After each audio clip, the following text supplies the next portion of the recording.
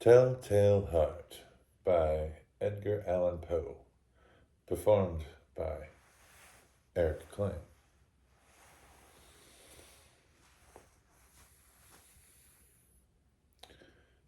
True.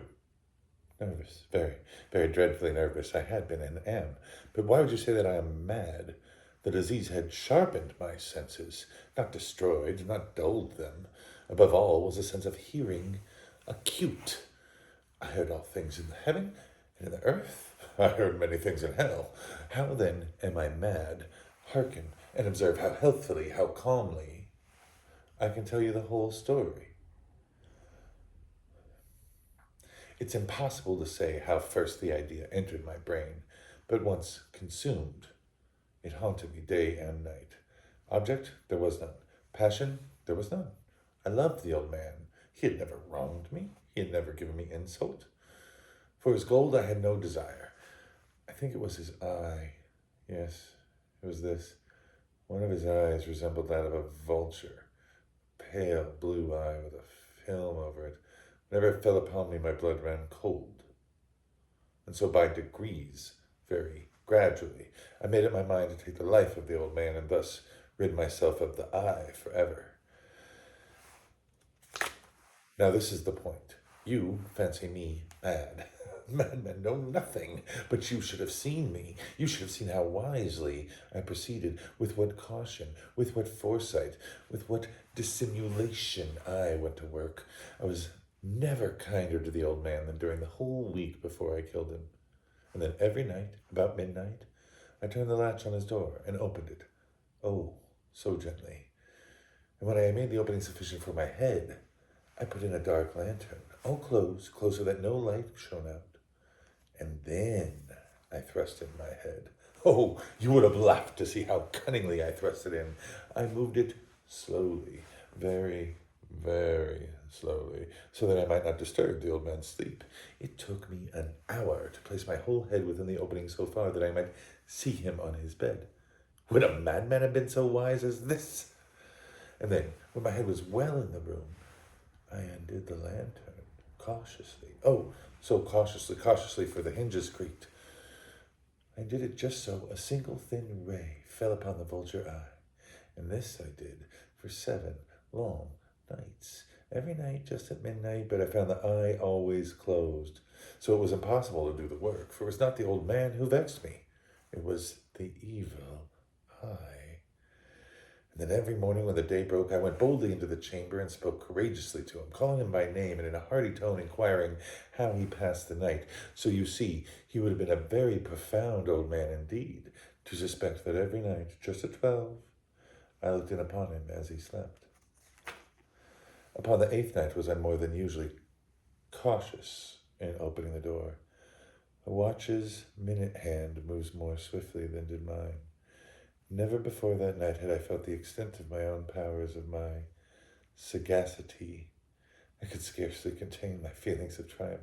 To think there I was, opening the door, little by little, he not even to dream of my secret deeds or thoughts. I fairly chuckled at the idea. And perhaps he heard me, for he moved on the bed suddenly as if startled. Now, you may think that I drew back, but no. His room was as black as pitch, with a thick darkness, for the shutters were closed fastened through fear of robbers, so I knew he could not see the opening of the door, and I kept pushing it on steadily. I had my head in, and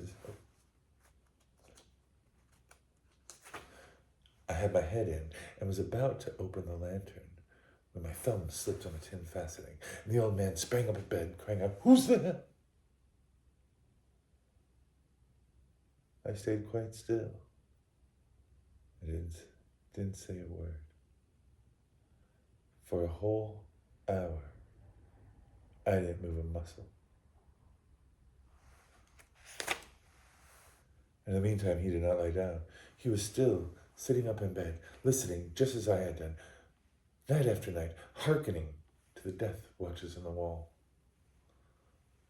Presently, I heard a slight groan, and I knew it was the groan of mortal terror. It was not the groan of pain or of grief. Oh no, it was the low, stifled sound that arises from the bottom of the soul when overcharged with awe. I knew the sound well. Many a night, just at midnight, when all the world slept, it welled up from my own bosom, deepening with its dreadful echo the terrors that distracted me. I say I knew it well. I knew what the old man felt, and I pitied him. Though I chuckled at heart, I knew he had been lying awake ever since that first slight noise when he turned in the bed. His fears had ever since been growing upon him. He had been trying to fancy them causeless, but could not. He was saying to himself, "It's nothing but the wind in the chimney. It's merely a mouse crossing the floor. It's only a cricket which has made a single chirp." Yes, he'd been trying to comfort himself with these suppositions, but found them all in vain. All in vain. Because death, in approaching him, had stalked with his black shadow before him and enveloped the victim. And it was the mournful influence of this unperceived shadow that caused him to feel, although he neither saw nor heard, to feel the presence of my head within the room. When I had waited a very long time, very patiently, without hearing him lie down, I resolved to open a very, very little crevice in the lantern. So I opened it. You would not imagine how stealthily, until at length a single dim ray shot out from the crevice and full upon the vulture eye. It was open wide open, and I grew furious as I gazed upon it. I saw it with perfect distinctiveness, all a dull blue with a hideous veil over it that chilled the very marrow of my bones. But I could see nothing else of the old man's face or person, because I had directed the ray, as if by instinct, precisely on the damn spot.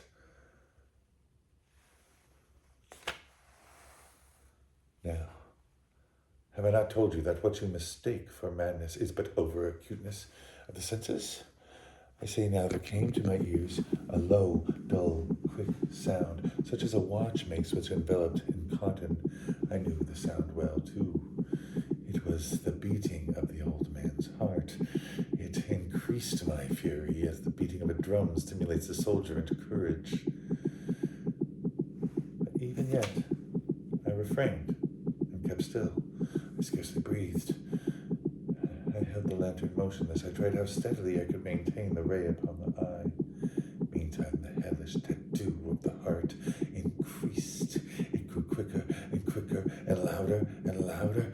Every instant, the old man's terror must have been extreme. It grew louder, louder. I say louder. Do you mark me well?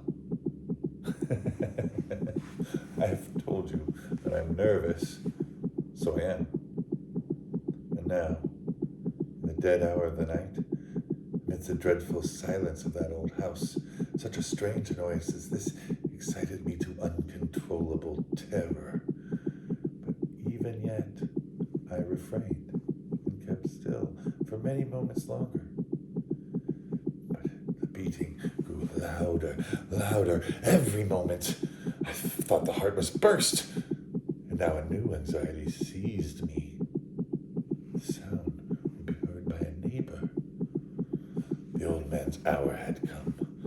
With a loud yell, I threw open the lantern and leaped into the room.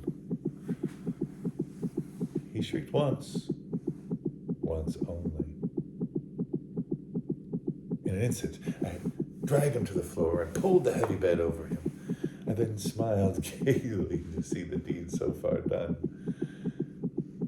But for many more minutes, the heart beat on with a muffled sound. This, however, did not vex me. It would not be heard through the wall. Presently, it ceased. The old man was dead. I removed the bed, examined the corpse. Yes, he was stone dead. I put my hand upon the heart, held it there many minutes. There was no pulsation. He was stone dead. His eye would trouble me no more.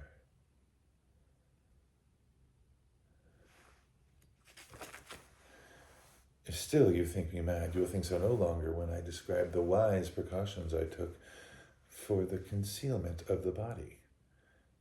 The night waned, and I worked hastily, but in silence.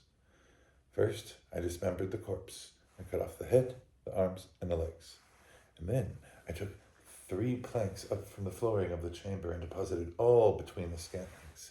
I then replaced the boards so cleverly, so cunningly, no human eye, not even his, could detect anything wrong.